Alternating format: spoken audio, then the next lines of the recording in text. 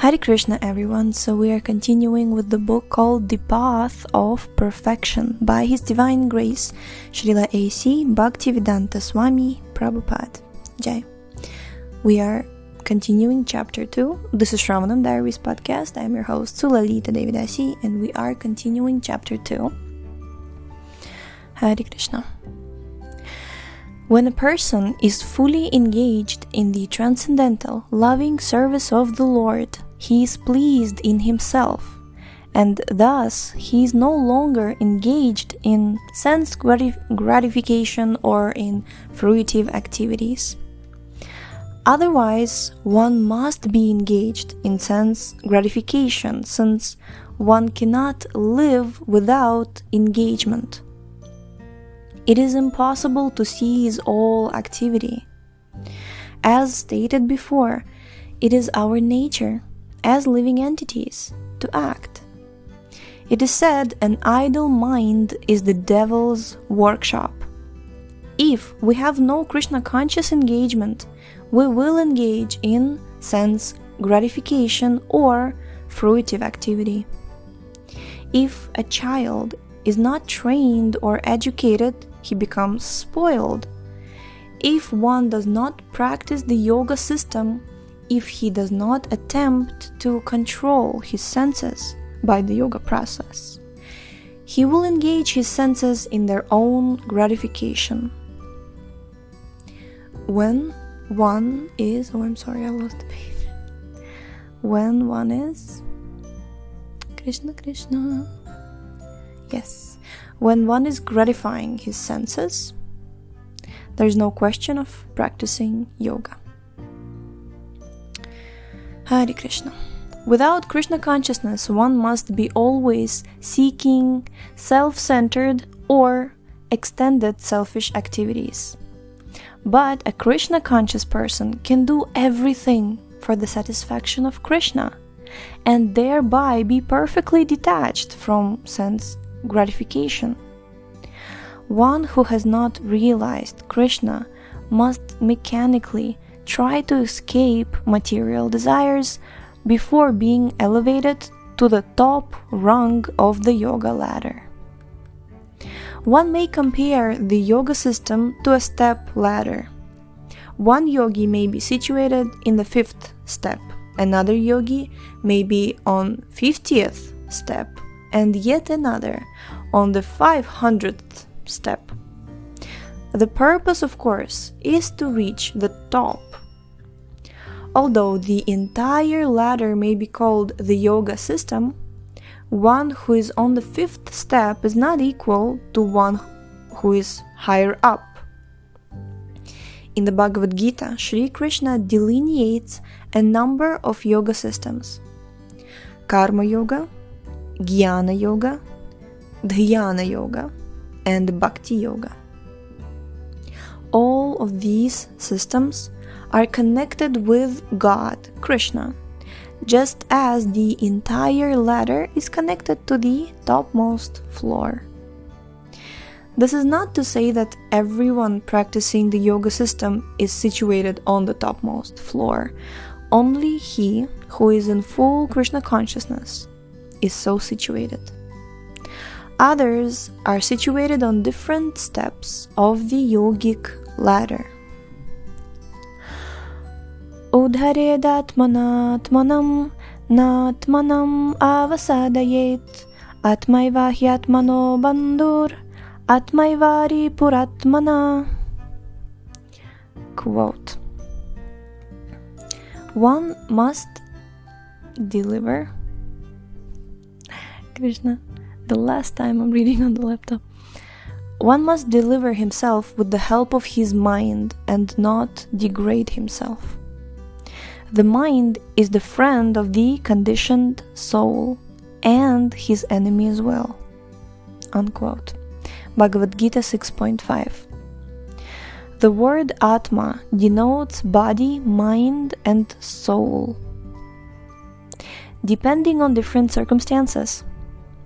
In the yoga system, the mind and the conditioned soul are especially important.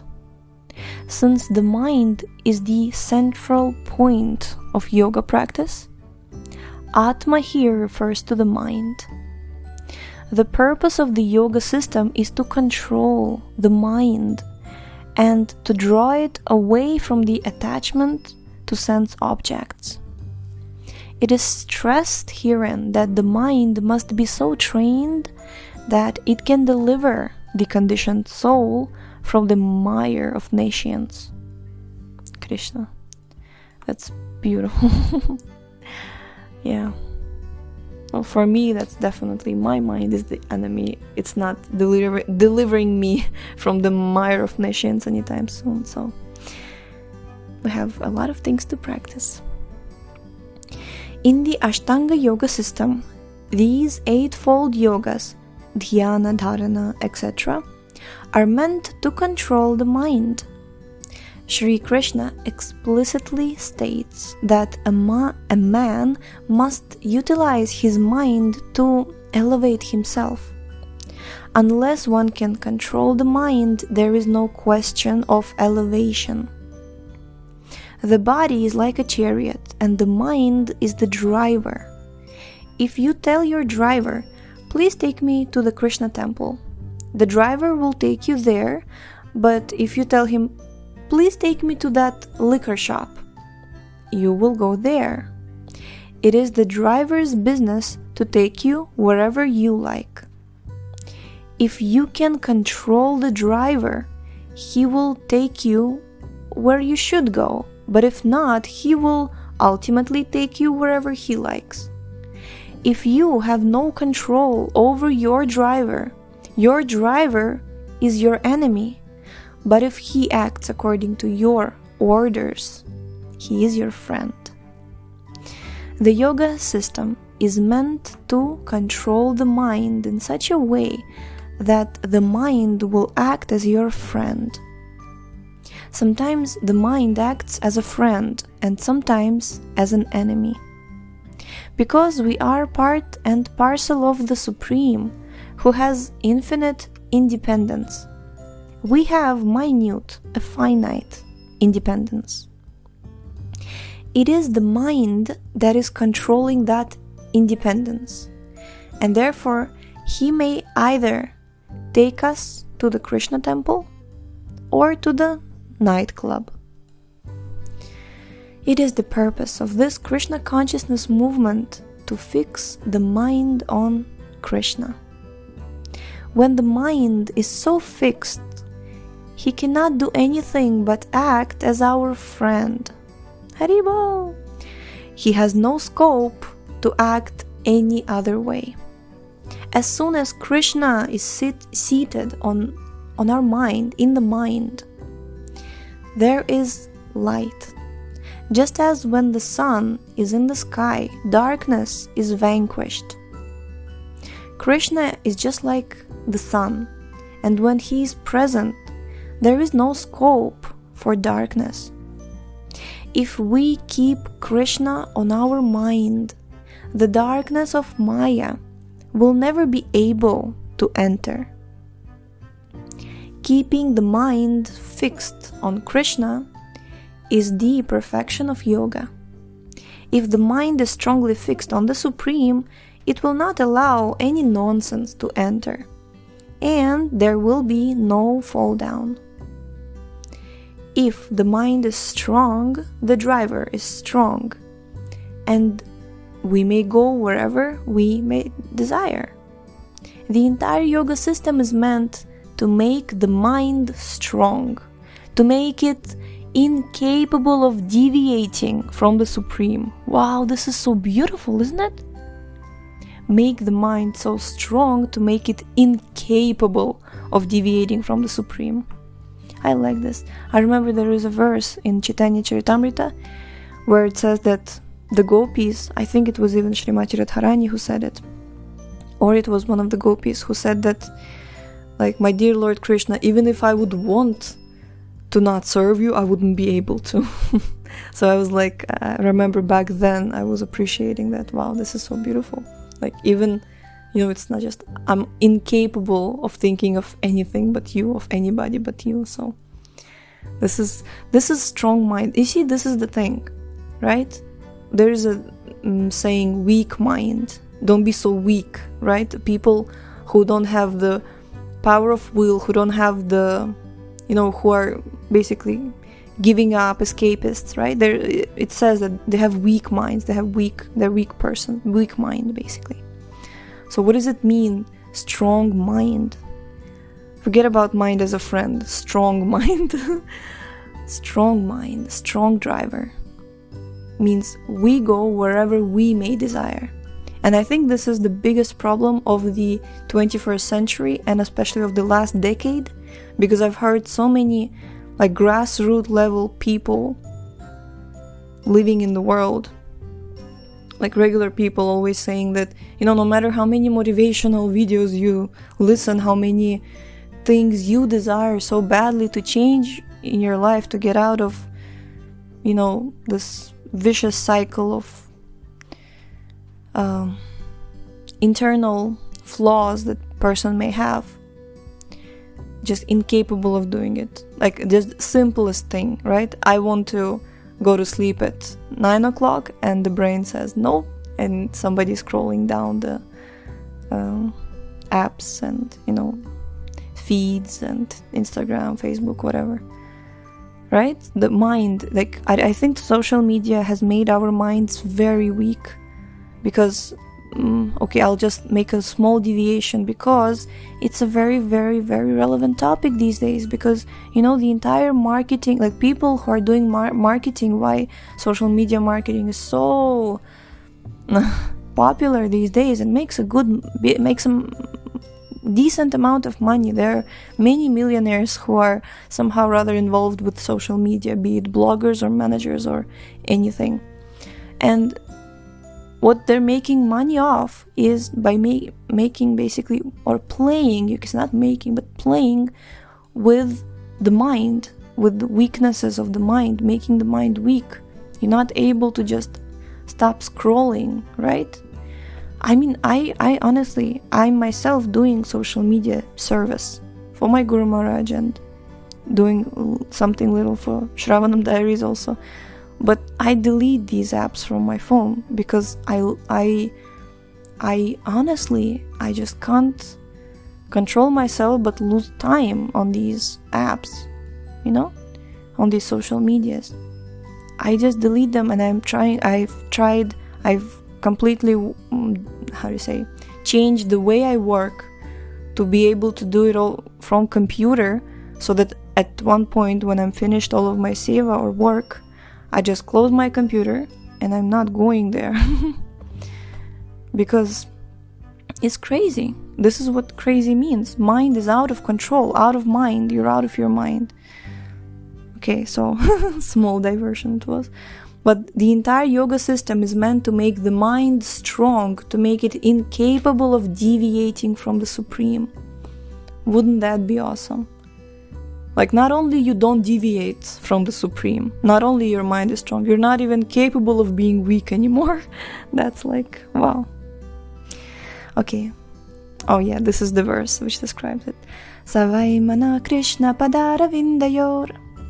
One should fix his mind on Krishna, just as Ambarisha Maharaj did when he had a fight with a great Ashtanga yogi named Durvasa Muni.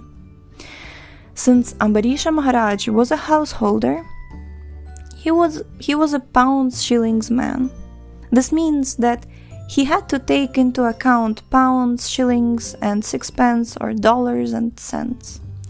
Apart from being a householder, Maharaja Ambarisha was also a great king and devotee. Durvasa Muni was a great yogi who happened to be very envious of Maharaja Ambarisha. Durvasa Muni was thinking, I am a great yogi and I can travel in space. This man is an ordinary king and he does not possess such yogic powers. Still, people pay him more honor. Why is this? I will teach him a good lesson. Durvasa Muni then proceeded to pick a quarrel with Maharaja Ambarisha, but because the king was always thinking of Krishna, he managed to defeat this great yogi. Durvasa Muni was consequently directed by Narayana to take shelter at the feet of Maharaja Ambarisha. Durvasa Muni was such a perfect yogi that within a year he could travel throughout the material universe and also penetrate the spiritual universe. Indeed, he went directly to the abode of God, Vaikuntha, and saw the personality of Godhead himself. Yet, Durvasa Muni was so weak that he had to return to earth and fall at the feet of Maharaja Ambarisha. Maharaja Ambarisha was an ordinary king, but his one great qualification was that he was always thinking of Krishna. Thus, his mind was always controlled, and he was situated at the highest perfectional level of yoga. We also can very easily control the mind by keeping it fixed on the lotus feet of Krishna within. Simply by thinking of Krishna, we become victorious conquerors, topmost yogis. Haribo! Srila Prabhupada, he could always make you feel like you can also achieve perfection, or you can also advance, like he always empowered in that way. Haribo. Yoga Indriya Samyama. The yoga system is meant to control the senses. And since the mind is above the senses, if we can control the mind, our senses are automatically controlled. The tongue may want to eat something improper, but if the mind is strong, it can say, "No, you cannot eat this, you can only eat Krishna Prasad." In this way, the tongue, as well as all the other senses, can be controlled by the mind. Indriyani paranyahur, indriyebhyah param manaha. The material body consists of the senses, and consequently, the body's activities the body's activities are sensual activities. However, above the senses is the mind, and above the mind is the intelligence, and above the intelligence is the spirit soul. If one is on the spiritual platform, his intelligence, mind, and senses are all spiritualized. The purpose of this Krishna consciousness process is to actualize the spiritualization of senses, mind, and intelligence. The spirit soul is superior to all, but because he is sleeping, he has given power of attorney to the fickle mind. However, when the soul is awakened, he is at once again master, and the servile mind cannot act improperly. Once we are awakened in Krishna consciousness, the intelligence, mind, and senses cannot act nonsensically. They must act in accordance with the dictations of the spirit soul. That is spiritualization and purification. Hrishikena Hrishikesha Sevanam Bhaktiruchyate. We must serve the master of the senses with the senses. The Supreme Lord is called Hrishikesh, which means that he is the original controller of the senses, just as a king is the original controller of all the activities of a state, and the citizens are secondary controllers. Jai. Bhakti is acting spiritually in accordance with the desires of Hrishikesh. How can we act Since we must act with our senses, we must spiritualize our senses in order to act properly. As stated before, sitting in silent meditation means stopping undesirable activity, but acting in Krishna consciousness is transcendental. The cessation of nonsensical action is not in itself perfection. We must act properly.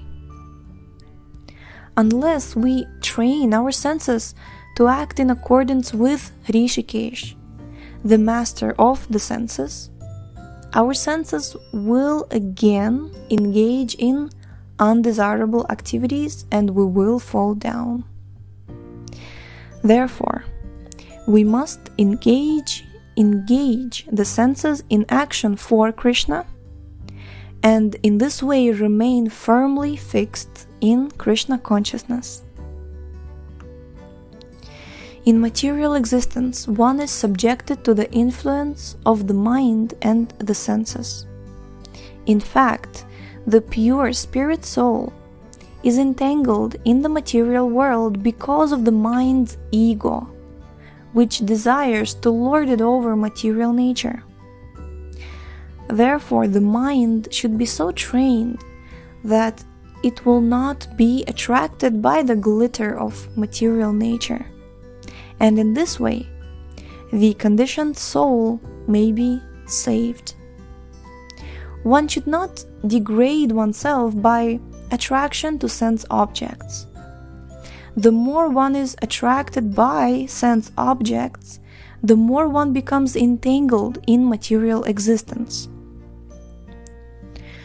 The best way to disentangle oneself is to always engage the mind in Krishna consciousness. The word He in verse 5, chapter 6 of the Bhagavad Gita is used to emphasize this point, namely that one must do this. It is also said, one second, it's small, little bit of water.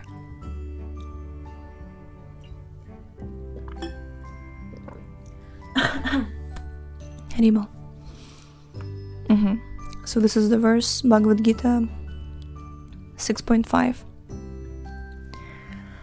Mana eva manushyanam karanam bandha mokshayo bandhaya vishaya sango muktyai nirvishayam mana. Quote, for man, mind is the cause of bondage, and mind is the cause of liberation. Mind absorbed in sense objects is the cause of bondage. Mind detached from the sense objects is the cause of liberation. Unquote. Also quoted Vishnu Purana 6.7.28. The mind, which is always engaged in Krishna consciousness, is the cause of supreme liberation. When the mind is thus engaged in Krishna consciousness, there is no chance of its being engaged in Maya consciousness. In Krishna consciousness, we remain in the sunlight, and there is no chance of our being obscured by darkness. Because we have freedom or liberty, we can stay within a dark room or go out into the broad daylight. That is your choice. That is our choice. Darkness can be eradicated by light, but light cannot be covered by darkness. If we are in a dark room and someone brings in a lamp, darkness is vanquished. But we cannot take darkness into the sunlight. It is not possible. The darkness will simply fade away. Krishna Surya Sama Maya Haya Andakara. Krishna is like sunlight, Maya is like darkness. So how can darkness exist in sunlight? If we always keep ourselves in the sunlight, darkness will fail to act upon us. This is the whole philosophy of Krishna consciousness. Always engage in Krishna conscious activities, and Maya will be dissipated just as darkness is dissipated when there is light. This is stated in Srimad Bhagavatam 1.7.4. Bhakti yogena manasi samyak pranihite male apashyat purusham purnam mayam chatadapashrayam. Quote, when the sage Vyasadeva, under the instruction of his spiritual master Narada, fixed his mind, perfectly engaging it by linking it in devotional service, bhakti yoga, without any tinge of materialism, Vyasadeva saw the absolute personality of Godhead, along with his external energy, which was under full control. Unquote.